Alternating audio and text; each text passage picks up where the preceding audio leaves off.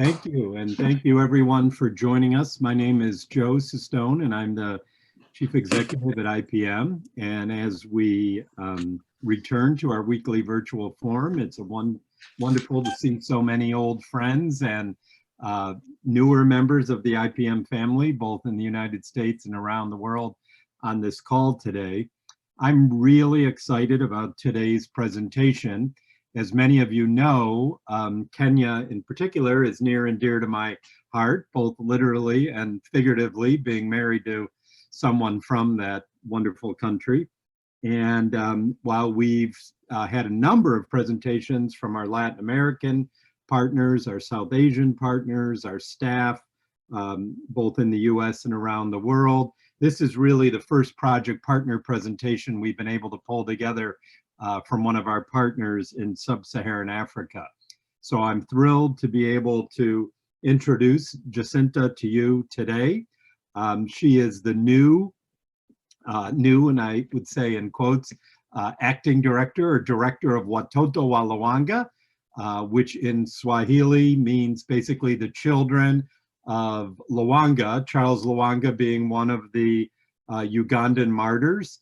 And there is a religious community of Ugandan brothers affiliated with him, with that name, and living out that charism, if you will. And many of you will have met Brother Hillary over the years at IPM International General Assemblies, both in conjunction with our 40th anniversary in 2014, and again with our 44th in 2018. Hillary, who has a master's in social work from Loyola University in Chicago, a longtime immersion experience partner of IPM, recently was elected as the head of his order. So he relocated to Kampala, to Uganda, the capital, where IPM over the years has had some of our own project partners in a country that still, particularly right now, is in the midst of its own difficult, I shall say, and contentious electoral season. There is a leader there who's sort of a democratically elected president for life. And I won't get into the whole history of Uganda right now, but many of you will remember from hearing from Sister Rosemary and others over the years, working with the street walkers, the night walkers, the invisible children as they were known in Gulu, and work we've done with the Uganda Women's Network. And hopefully you'll be able to hear more about that at an upcoming forum. But with Hillary's appointment as the new head of his order, Jacinta, who I've known for many years, and I know Hillary has worked alongside and really nurtured and mentored to the best of his ability, has taken over as the director of this remarkable school. Those of you who have visited Kenya know that Watoto wa Lwanga is located in Kibera, which is the largest slum community in sub-Saharan Africa, slightly larger than Soweto and larger than Dandora, where IPM has also worked for many years.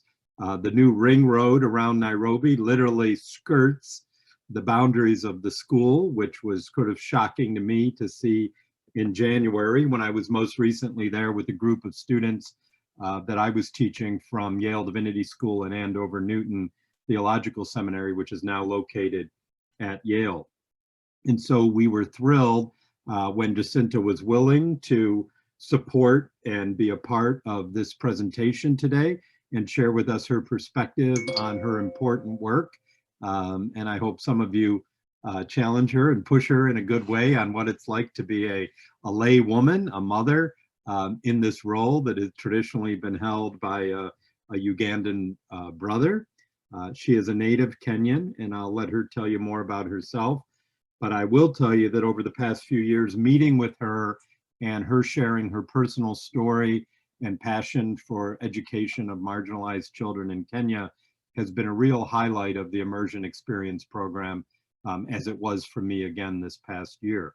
I hope that we'll all be able to meet her when we gather together for our next International General Assembly, that you'll be able to join us on an upcoming open immersion virtually to Kenya, of which meeting with Watoto Lwanga will certainly be a highlight. And before I turn it over to her, I'd like to also acknowledge the Eaton Corporation, which is headquartered at least operationally in Cleveland, Ohio. I think their legal headquarters are now in Ireland. That's related to tax, as some of you can probably imagine. But Eaton's office in Nairobi, which is their sub-Saharan headquarters, was run for a long time by a guy named Stavros, a Kenyan of Greek origin, who became a good friend of IPM and partnered with his staff, particularly Cecilia Miliu, who's not on this call, but I think is checking it out on Facebook, to support directly the vocational training that happens at Watoto Lwanga through gifts of electrical supplies and other things that many of us have had the opportunity to visit. I also want to acknowledge the Cunningham family, who have been supporters of Watoto Lwanga through IPM as well. So without further ado, I would like to turn it over to Jacinta. I will mute myself, as I always do, but I will be monitoring the Facebook and Zoom feed, and you are welcome throughout the conversation and presentation to type your questions or comments into the chat function, and then we'll share those with the dialogue after Jacinta's presentation. So asante sana, as we say in Swahili, for being here. Thank you, everyone, and thank you particularly, Jacinta. We're looking forward to hearing from you, and I'll turn the program over to you at this time.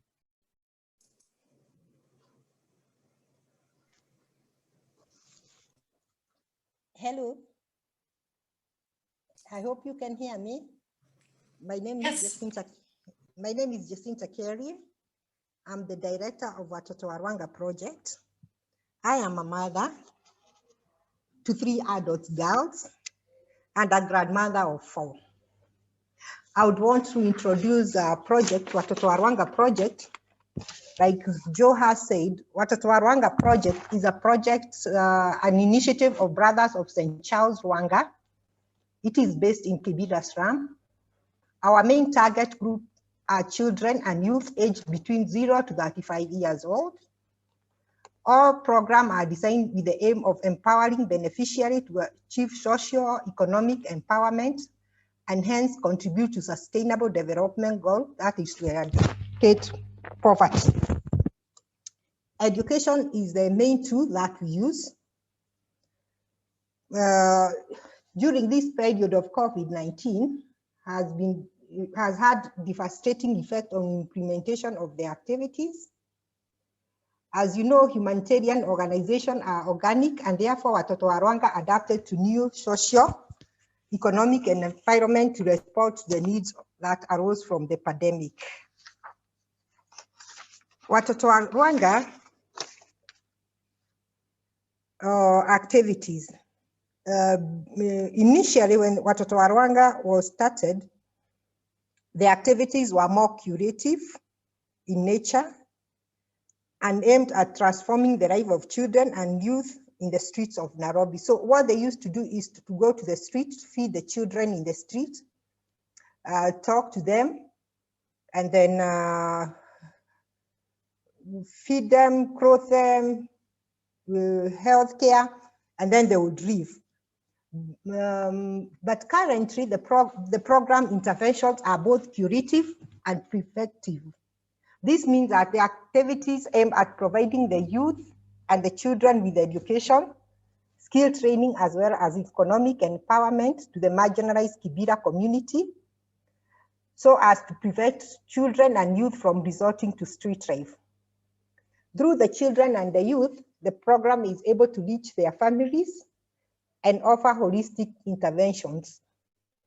The project activities are all-round integrated programs that promote life skill, character formation, socioeconomic development of the Kibera community. Currently, Watoto Lwanga prides itself with the outer modern vocational training school, a primary school, and under 5 years children care unit. The baby care unit take care of toddlers of the young teenage mothers attending vocational training at the center.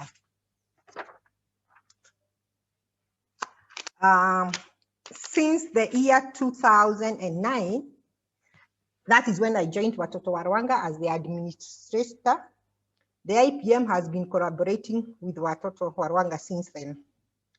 IPM has been an important supporter to the feeding program of the children under 5 years.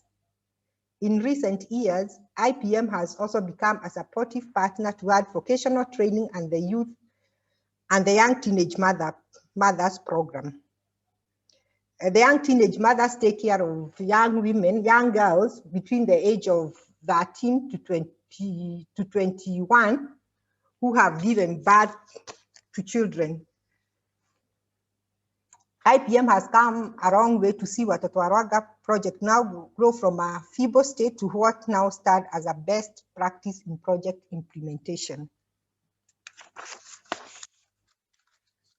The project implemented the following activities in response to COVID-19. As you know, the project is based in Kibera, and the COVID had impacted so much on the population of Kibera. There was total loss of job. The school had to close, and the children and the youth that we take care of depend on the food that they get. Their daily provision from the school, like food, medical care, and the mothers, their healthy kits, and the children, the diapers, and the children food.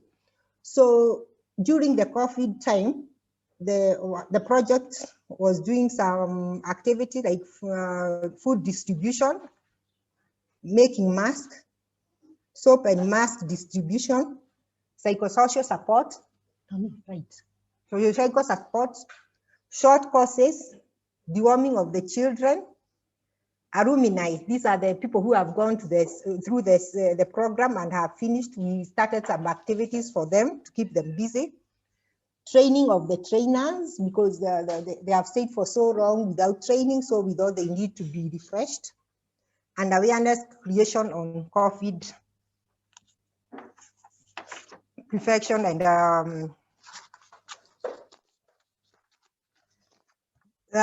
we did, due to the COVID, the regulations that were put in place in a bid to curb the spread of COVID,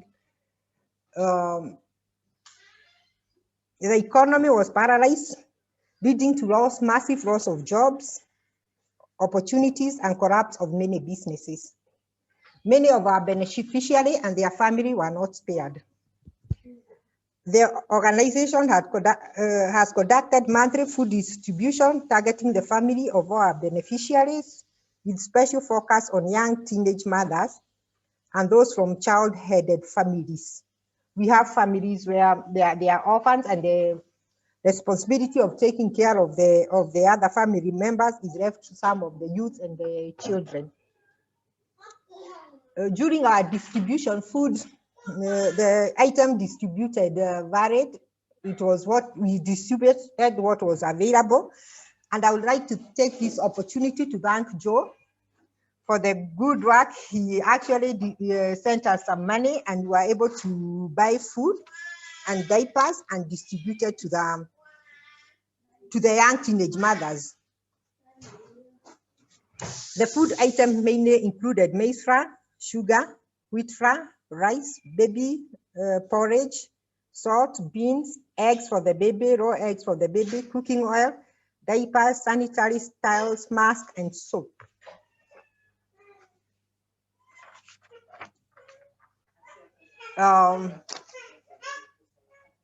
During this time of COVID, the fashion and design department in the vocational training made some masks that were distributed to the community of Kibera.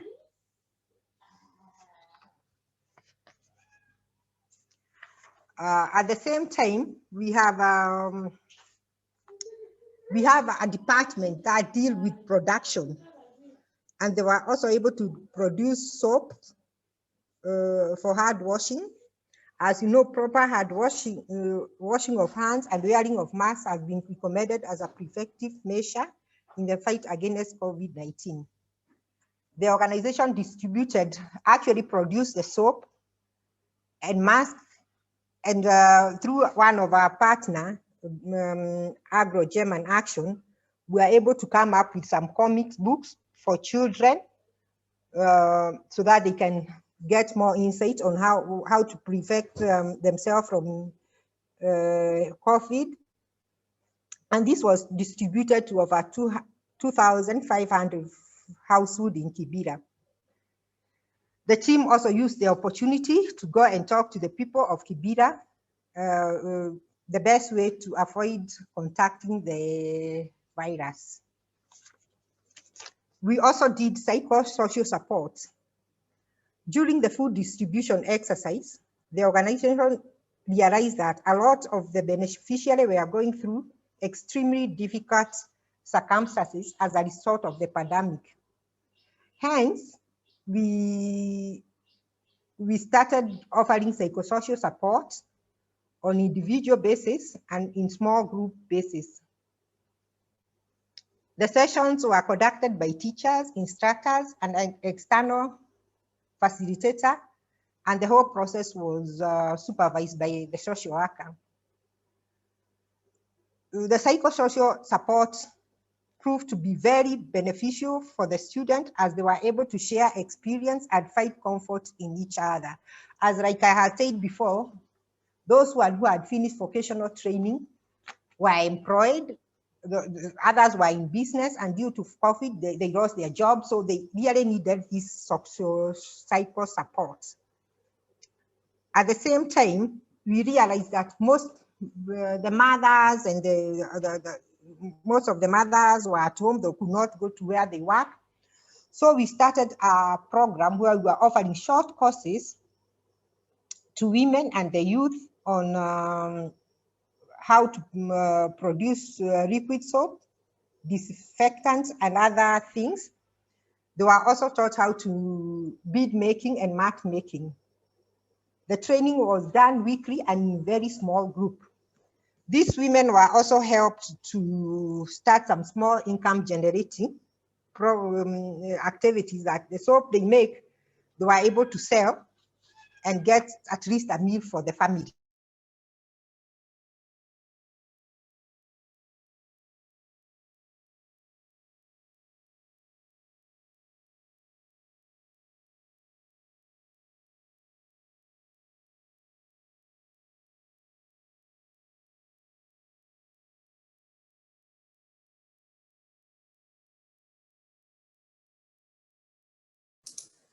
Jacinta?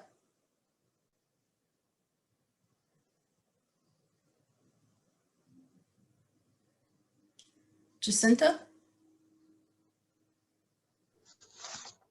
Seems we might have lost a connection. Now you can hear me now? Yes, thank you. Okay. Maybe I can repeat. I'm saying during when the children are, the primary school children are in school, you can see the photographs. I don't know, we usually deworm them on quarterly basis. So during COVID time, we thought it was also very necessary to continue with the deworming program, because if you know Kibera how it is, this is one of the biggest problems that we have with children of worm and the ringworm and whatever. So we decided that during this time, we can offer the same service. So the teacher mobilized the children for a deworming exercise at the center, and it was very successful because we are not only focusing on our children, on the children that are running at Watoto Lwanga. We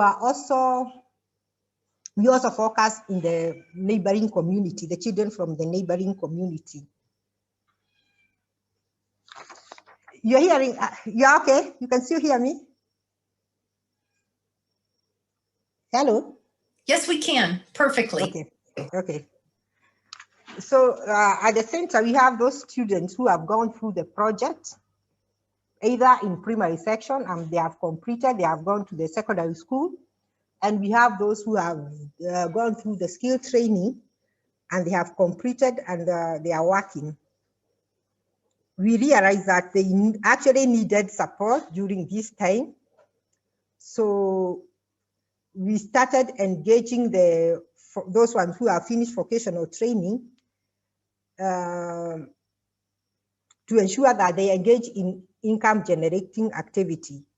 During the time of COVID, we started a Alumni Saving and Loan Association. And we had meetings to introduce the concept of alumni savings, because we saw the problem that the COVID brought, that when they lost the job, they didn't have any savings.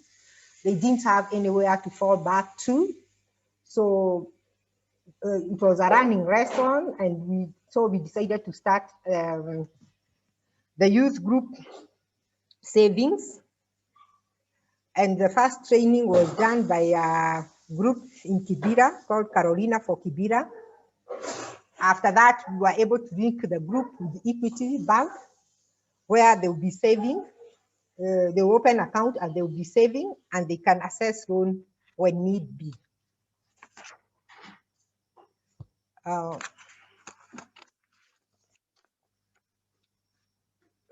The schools were closed since March, and the trainers, at least from March up to May, were not able to, the school was fully closed, but after May, we started, the trainers started organizing training session for our trainees, both in primary and in secondary school. And as you know, we could not do the online training because of the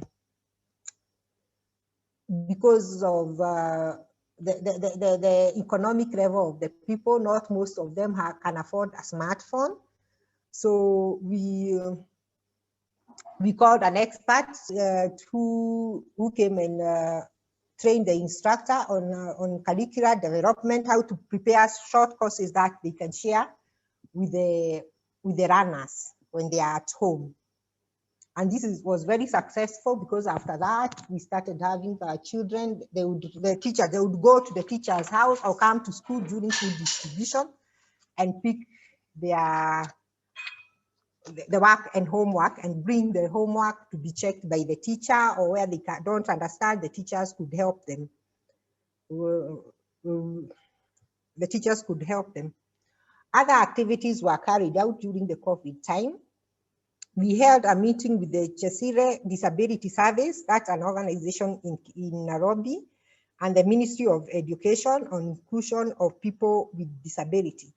We realized that even during COVID, the people with disability were suffering so much, because like how it was, the food distribution that was being done in Kibera, it always turned chaos. And there was even time that we had loss of right because of the way the distribution was organized. And we thought, because as we had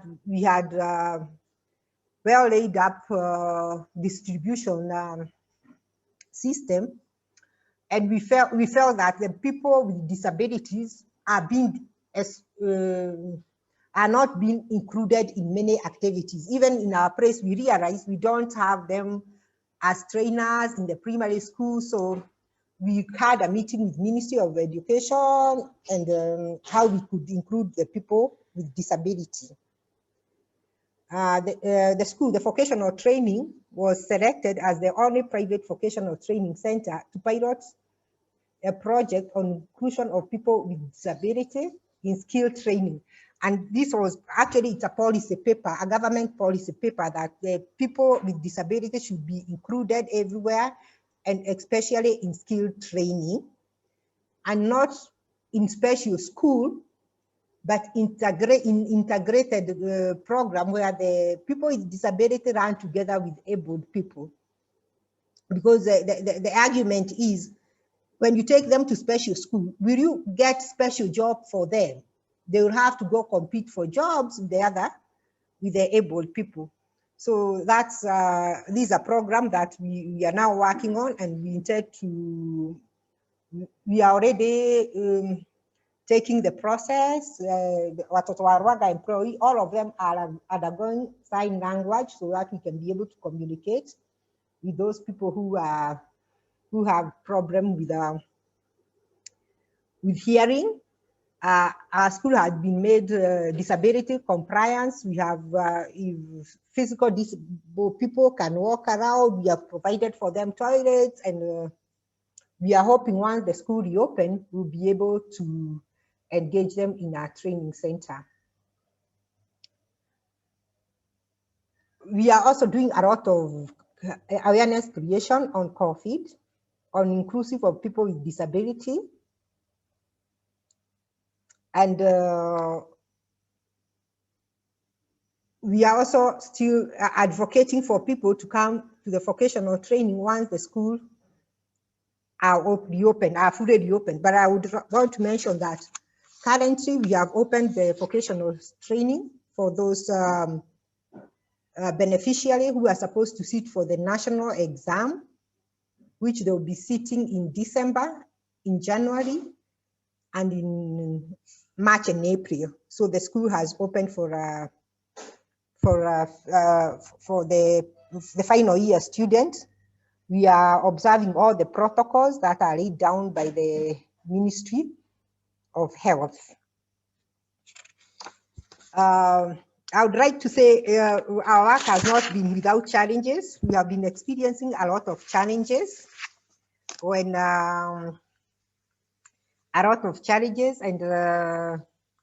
what would I call them?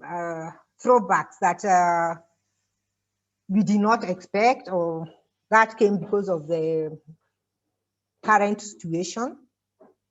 We have realized that the number of young girls reported to be pregnant has risen with the 15% since the schools were closed in March. And this is a very big problem to us because when they resume school, we also have to take care of the mothers who are very young girls and the children. We have witnessed a lot of domestic violence cases within the Kibera community, cases of child abuse and family abandonment has increased. This is where the children are being abused physically, emotionally, and sexually. And then we realize that the families are, especially men, when they cannot feed their children, they are actually abandoning their families. And it has, this will actually impact negatively because we have to work on this family to see how they will survive, how they will get, because most of the time you see that if the man is a breadwinner and he's not able to, because of loss of job or because of the pandemic, the challenges, he decides to leave the family. And there's a lot of suffering with the children in Kibera. We also have a problem, a challenge of lack of enough funds to implement the right protocol for fully school reopening in January. We are supposed to open in January. There are those protocols which have been put by the Ministry of Health and Ministry of Education, which we have to fulfill, like social distancing. So we need more space, coming up with more hand washing points. Like, you know, our students are not students. We tell them, bring your mask. So we have to provide the mask and everything that they need, the school has to provide. And the biggest challenge has been the massive job losses by our beneficiaries and their household, as this has really affected the gain made in the last years. So we had, like in the vocational training, we would train and we put the beneficiaries in workplaces. And during COVID time, during this time, most of them, like those ones who are in the hotel industry, construction sites, lost their job. So it hasn't been very easy for our beneficiary and us as well as a program. Thank you.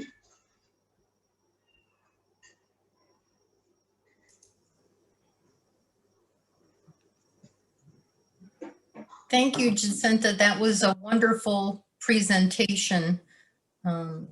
We're very grateful for the work you do, and we continue to be inspired every day by the impact that is made, particularly during these very difficult times.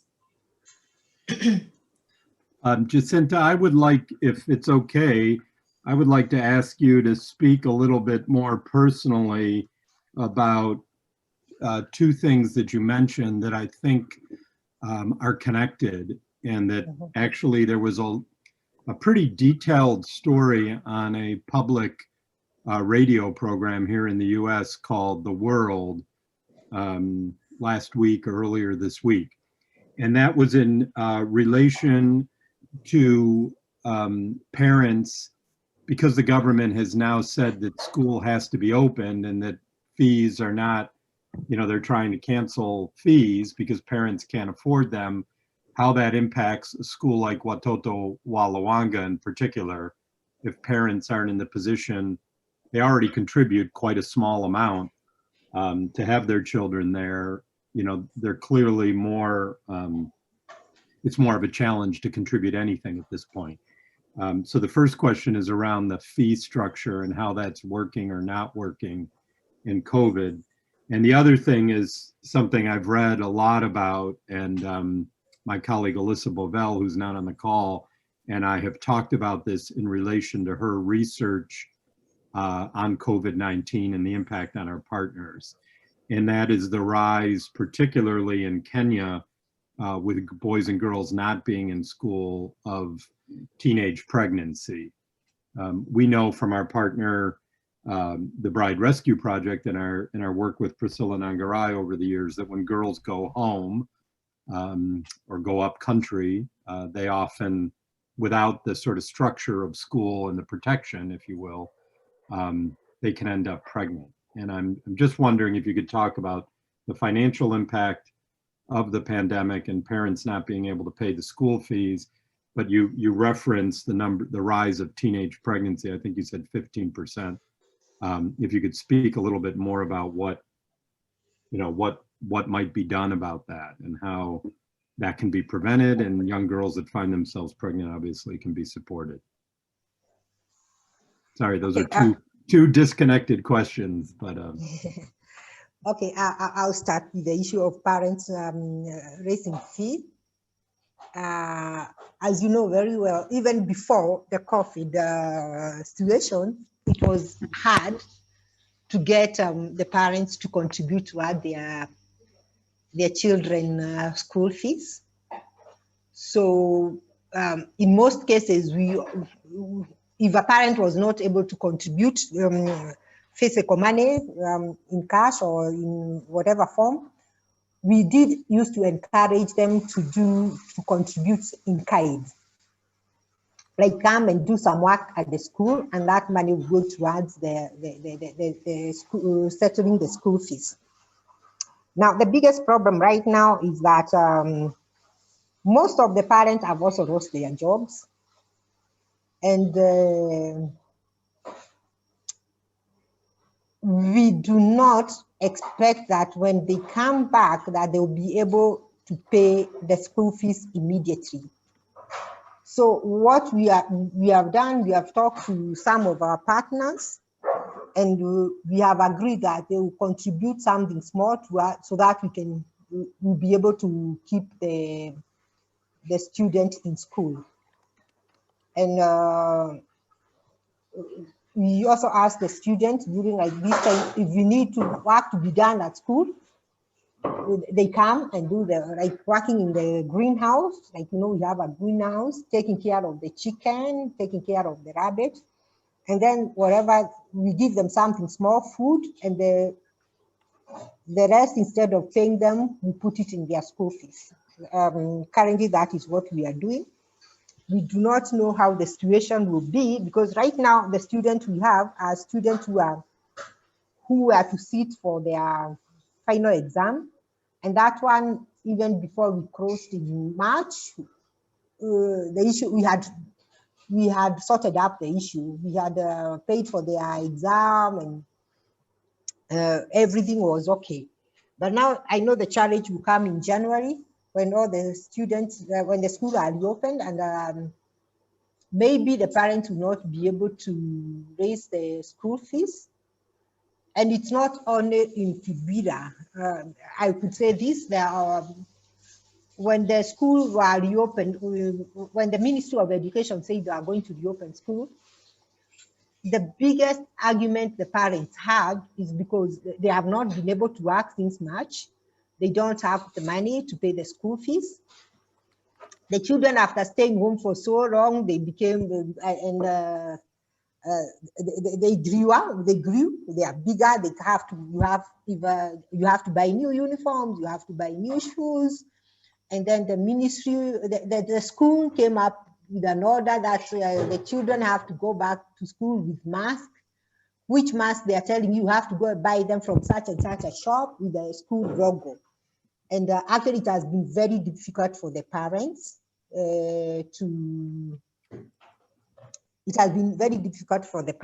and the ministry has come in saying that no child should be sent home because of lack of school fees, and no child should be sent home because they are not wearing the mask that are prescribed as the uniform by the school. As far as a child has a mask, they can use any mask.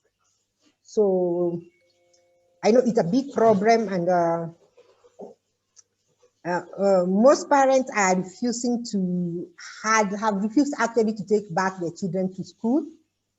And unfortunately, for the last few days, after the school reopening, for 1 week, we have started getting cases of COVID infection in schools. So it's a bit hard for the parents because they actually don't know what to do, whether to take back their children to school or to keep them at home. I think, Joe, I've answered your question. Yeah. And yeah? Yes, I believe you have. Yes. As far as that, I guess I would wonder, just sort of follow up, where would you be getting the masks if the students can't afford them themselves? How will that work? Okay, Joe, in our case, like I said, hello? Yes. Like I've said, in our case, our fashion and design departments Right. are producing the mask for the Right. trainees there. We are doing it at our center. Mm-hmm. Even the soap, we are also doing the soap at the center. Yeah. Which is much cheaper than buying. Yeah. No, thank you. I must not have heard that. I lost your connection for a minute earlier. Okay,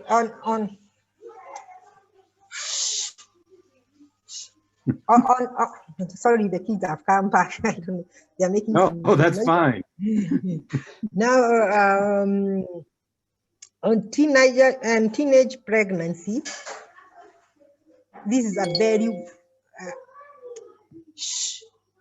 very worrying scenario, and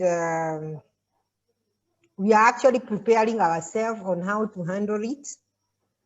We have actually started to do life skill training for the girls, even who are at home. And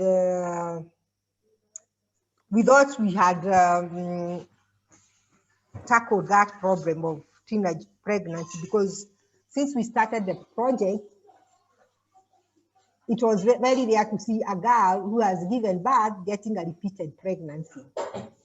But since now they are home since March and they are idle, they don't have anything to do, we've seen the rise in teenage pregnancy. Something else that it's been connected with teenage pregnancy is because when these girls are at home and they already have a child and they don't have food, they actually engage in sexual activity to get money to buy food, because sometimes the food we give them is not enough. They also need their basic needs, sanitary towels. So, and those are the main causes why they are engaging in these activities. And then idleness, because before they would come to school, they are in school the whole day. When they go back home, they are given some activities to go and do at home. So now that they are idle, they don't have the The school used to feed them, provide for their babies, and so when they don't have that and they have all the time, that's why we are seeing the rise in teenage pregnancy. Yeah, and this is something that we are looking at, and we need to know where we went wrong, because if we are giving them the psychosocial support, counseling, and life skill, what did we tell them right? That is a question that we are actually asking ourselves. What do we need to do so that in case of anything, like we don't know how long this issue of COVID is going to be, or whether the school will be fully reopened after cases have been reported to school, how are we going to protect the girls or to make them understand what they are supposed to do so that we don't get these repeated pregnancies? Joe, is that okay with you? Yes, that was excellent and a very helpful answer. Thank you so much for sharing. We'd like to open it up now. If others have questions, we have at least 10 minutes still. And Jacinta, please don't feel you need to apologize for the kids in the background. It's a joy to hear their voices. Let me look on Facebook. Let's see. Anyone on the call right now? Most of you are still muted that has a question. I know some of you have been to Kenya already. Mahesh has a personal connection to Kenya. His wife's family are all Kenyan Indians. You may not know that, Jacinta. Yeah, she was born in Thika.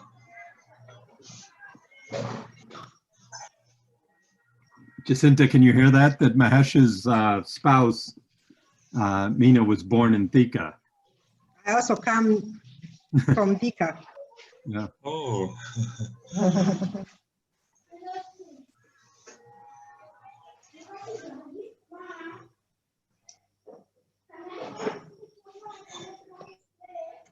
Can you keep quiet?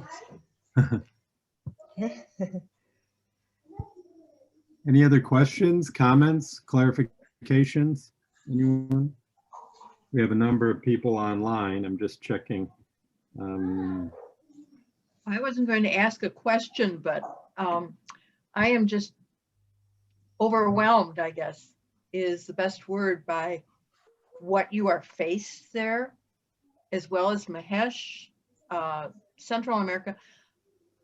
You know, here in the US, we hear about things going on here, but we know that we here have it so much better than anybody else anywhere.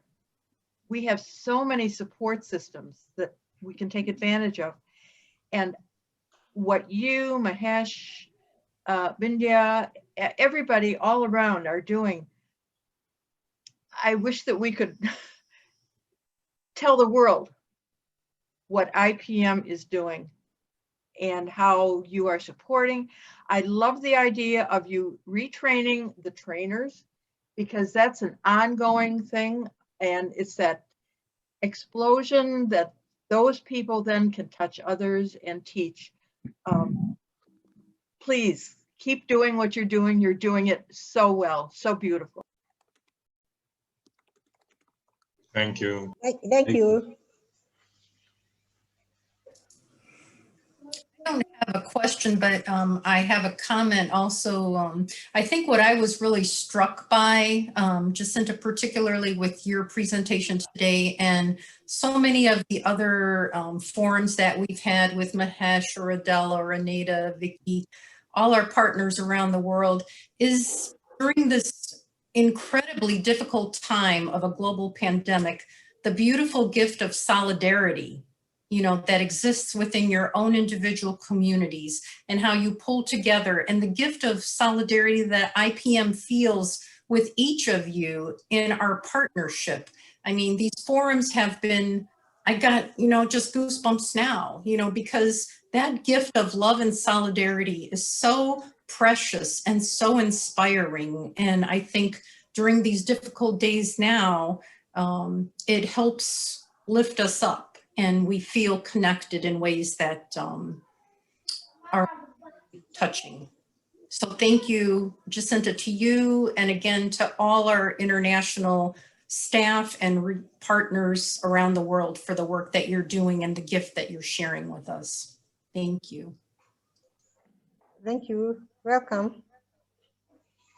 Thank you, Ilsa. And I would like to remind everyone that part of why we have these forums on Facebook, to Carol's point about, liking the world to know, you can take the Facebook feed even after we're done and share it with your friends on Facebook, people you know. You can copy the link and do an email, and you can certainly suggest that people get involved with IPM. They can directly support Watoto wa Lwanga or the work of our Sub-Saharan African office in particular, where Jared has been on the staff for quite some time and is having his own difficulties, as you can imagine, having worked in the travel industry as a driver and logistics coordinator for many years, and that business has completely dried up in Kenya.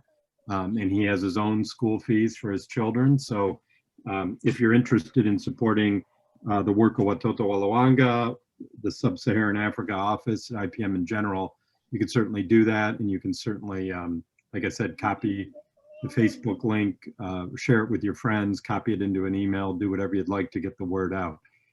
I would say that Watoto wa Lwanga, the institution, the brothers that are there, and now through the really extraordinary, gifted and unique leadership of Jacinta, it's really important to have a mother and a grandmother in this role who can identify directly with the women, so many of the single mothers and grandmothers in the community of Kibera that, obviously a little different for a brother who's unmarried or doesn't have children. So it's really important for her to be there. It's a really, I think, an important stage in the development of Watoto wa Lwanga. Just as we've talked about, it's been so important for IPM to have this next generation of younger leaders, particularly women leaders from El Salvador and India and other places, stepping up within the IPM family. So I always marvel at the institution and the partnerships that Brother Hillary has been able to cultivate, but also the really remarkable work of Jacinta and the teachers there who are working in a community that is risky. We don't want to downplay that. Is very marginalized materially and socially, and really important. Just to point out, Marie Manning is on, and she's pointing out that her congregation, the Sisters of Notre Dame, also have sisters ministering in Kenya. I've actually met with those sisters and visited their school at times, that she shared this post on the Notre Dame Global Mission page or on their Facebook page in the hope that more people will be educated and inspired by what you and IPM are doing, and particularly the work of Jacinta. So thank you, Marie Manning, for sharing that with your faith community. And as Mahesh knows well, and the IPM board members on the call know, because of meeting Sister Priscilla over the years, who's also a Notre Dame sister, IPM has really benefited as a Cleveland-based organization from our partnership with the Notre Dame Sisters, who are also headquartered on the east side of Cleveland in Chardon, Ohio. It happens to be the alma mater of both of my sisters as well, which is their high school, which is and one of my nieces. So nice connection there as well. So anything else anyone would like to add at this time? We just have a few minutes before we wind down.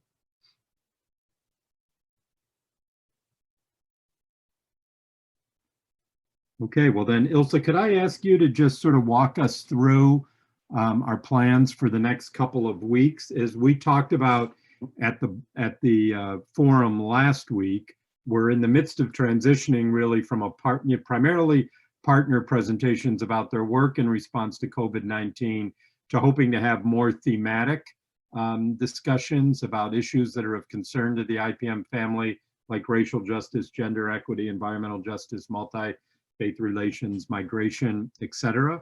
We're also hoping that we can use this opportunity each Friday to have time to get together to meditate for those, you know, and learn a little bit more. One of the great beauties of having a multi-faith organization like this is that in times like these, we can learn from our Muslim and Buddhist and Hindu and Jewish brothers and sisters about their work and their commitments and how their faith is keeping them going in the midst of such difficulty. And we're also hoping to be sharing more of the research work that Alyssa, Bindia, Aneda, Adela, Mahesh, and so many others who are on the call have been involved with, so that we can all learn a bit more about how our partners are responding to COVID-19 and what the appropriate response for IPM going forward will be, particularly in the coming year as we look forward to, and as we look forward to the next General Assembly in 2022 and our 50th anniversary, which is really hard to believe. I can see Carol smiling over there, if I make it to in 2024. So Elsa, can you just highlight what our next couple of conversations? Joe, I think you really kind of I did it, sorry. segue into the thematic areas that we're expanding these dialogue opportunities to focus on, but we're particularly excited for next week's presenter. And I think I'd like to really turn it over to Mahesh, who knows our presenter best, to kind of share a few words about his background and work, particularly with regard to the emotional and mental health well-being of all of us during this pandemic. So Mahesh, would you mind just sharing a few words about Ram? Yeah, sure. Are you able to hear me? Yes. Yeah. Okay. Okay. His name is Ramon Rao. He's Dr. Ramon Rao now, and I studied with him in school. He is a biochemist. He's done a lot of research on aging process, and he has worked in the Mayo Clinic for a while. He's currently working near San Francisco in the Buck Institute. And again, he's studying the impact of aging, and he's looking at the impact of various herbs and medicinal options and how they try to sort of ensure adequate care for those who are aging. But apart from that, he has also been a long-term advocate of yoga and alternate therapies. He's been quite an expert. And his grandfather was a very well-known Ayurvedic doctor in India, the traditional herbal doctor. And one of the things he told Ram in the initial days was that he should not charge for consultations, because true medicine involves healing the patient and accepting whatever donation the patient gives you. You cannot announce a fee or even charge. So that is something that he has sort of been practicing for a while, and he still has a very generous heart. In the United States, he's also combined modern scientific approaches with traditional herbal and yogic practices. And I'm sure we'll hear more from him. He has been conducting a lot of wellness workshops, healing workshops, meditation workshops, and things like that. So that's just a brief introduction to what he has to share. And he's written a book recently, which has been published in Amazon. He tells me very often that 60% of Americans that come to him for treatment, all that he does is lifestyle changes with them. The remaining 40% is about medicines and meditations and all that. So more about him the next weekend. I just heard from him that he's ready to join us, I think 1 hour later than our usual timings. Thank you. So Mahesh, does that mean that we would be scheduling next week for noon, not to discuss? I'm a bit confused with the US timings, but he's in San Francisco time, and he said 11 Eastern time. Is that our time, Eastern time? 11 Eastern would be 8 o'clock, yes, for him. Oh, yes. 8 o'clock for him. Yeah, 8 a.m. for him. Yes. So does that work? We will post that information on our Facebook site and also share it via email with all of you, just so that everyone's clear on the time, if there is any change other than our usual time. But he and I will confirm those details later today and then follow up. But we're very excited and grateful to have him as our speaker next week.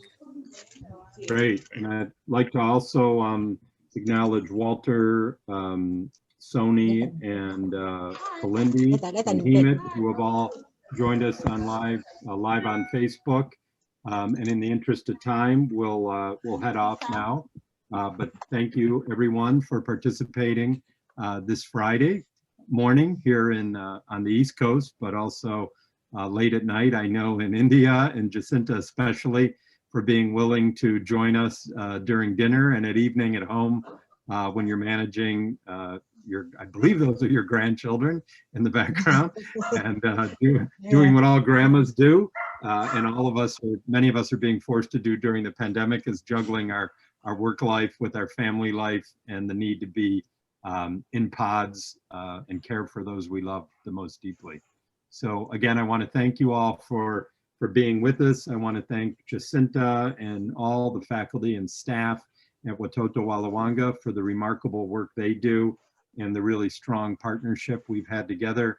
Now, I believe she said since 2009. It's hard to believe it's been that long, but we all know what it's like as we age. So it was wonderful to see you. Asante Sana, and Tuanane Badaye, Jacinta. And Amani, as we say, peace to everyone. May the peace that passes all understanding be with each and all of you this coming weekend. And we'll see you next Friday. Take care and stay safe. Okay, thank you. You're welcome.